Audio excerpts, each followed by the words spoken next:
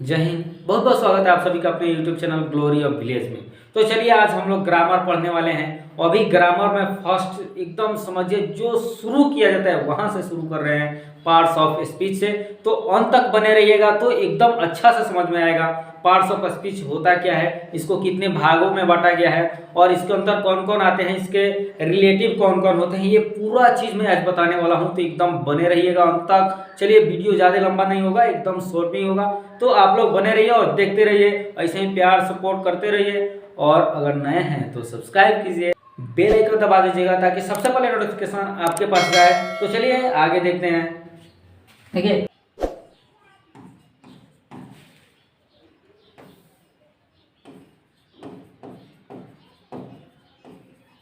चलिए ग्रामर में सबसे ज़्यादा जो अहमियत रखता है वो है आपका पार्ट्स ऑफ स्पीच। तो आज हम लोग पढ़ेंगे parts of speech.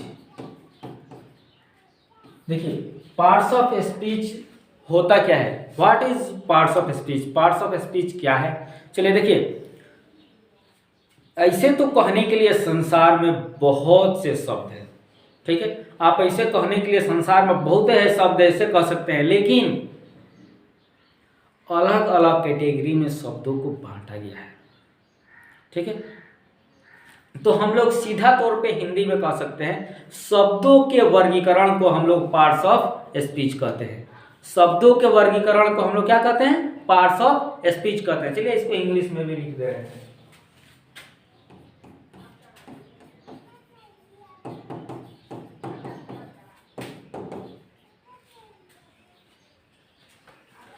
Classification of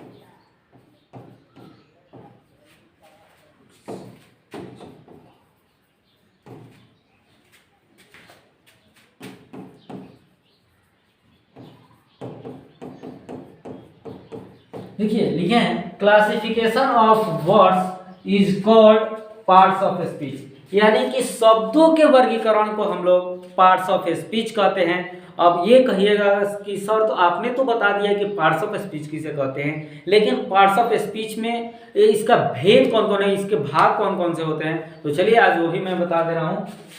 देखिए there are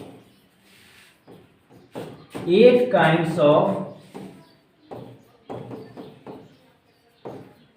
parts of speech,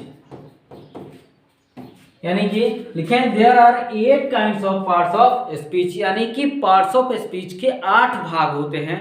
और आज वो भी जान ले रहे हैं कि 8 भाग कौन कौन होते हैं, 8 के बारे में पढ़ेंगे। एकदम बने रहिएगा, एकदम खूब बढ़िया से। देखिए इस तरह से कोई नहीं बताएगा, इतना आसान भाषा में कोई पढ़ाने वाला नहीं है। उस हिसाब से पढ़िए जो एकदम सुटेबल, आपको रटने की कोई जरूरत नहीं है, पढ़ते पीरियड में आपको याद हो जाए, उस हिसाब से पढ़िए। तो चलिए देखिए आगे there are 8 kinds of parts of speech, 8 भाग होते हैं। अब वो 8 कौन कौन होते हैं चलिए दिखा रहे हैं आपको। पहला होता है आपको नाउन, ठीक है। दूसरा होता है प्रोनाउन, तीसरा होता है आपको वर्ब, चौथा होता है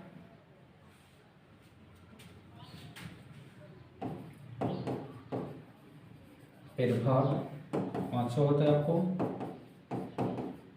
एडजेक्टिव, छठा होता है आपको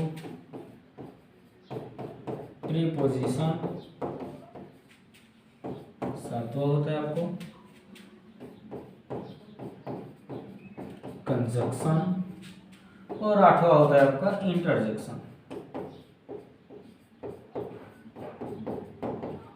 चलिए बारी बारी से मैं इस सभी का हिंदी लिख देता हूं ताकि आप लोगों को एकदम अच्छा से समझ में आए। देखिए नाउन का हिंदी होता है संज्ञा, नाउन का हिंदी संज्ञा होता है। उसके बाद प्रोनाउन का सर्वनाम, उसके बाद है आपको वर्ब, वर्ब का होता है क्रिया। उसके बाद है एडवर्ब, एडवर्ब का होता है क्रिया विशेषण। उसके बाद आपको एडजेक्टिव, एडजेक्टिव का होता है विशेषण। उसके बाद है प्रीपोजिशन, संबंध बोधक अव्यय।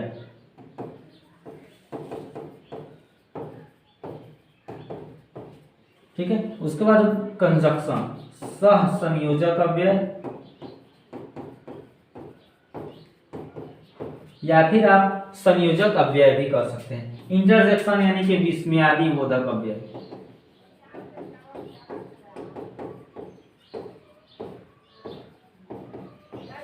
विस्मयादि बोधक अव्यय देखिए बढ़िया से समझ लीजिए। नाउन को हम लोग संज्ञा कहते हैं, नाउन का हिंदी संज्ञा होता है। उसके बाद होता है प्रोनाउन, इसका हिंदी आपको सर्वनाम होता है। वर्ब का क्रिया, एडवर्ब का क्रिया विशेषण, थोड़ा सा एक ऊपर रहेगा और सब नीचे रहेगा, वो थोड़ा सा इधर उधर हो गया, कोई दिक्कत नहीं इससे।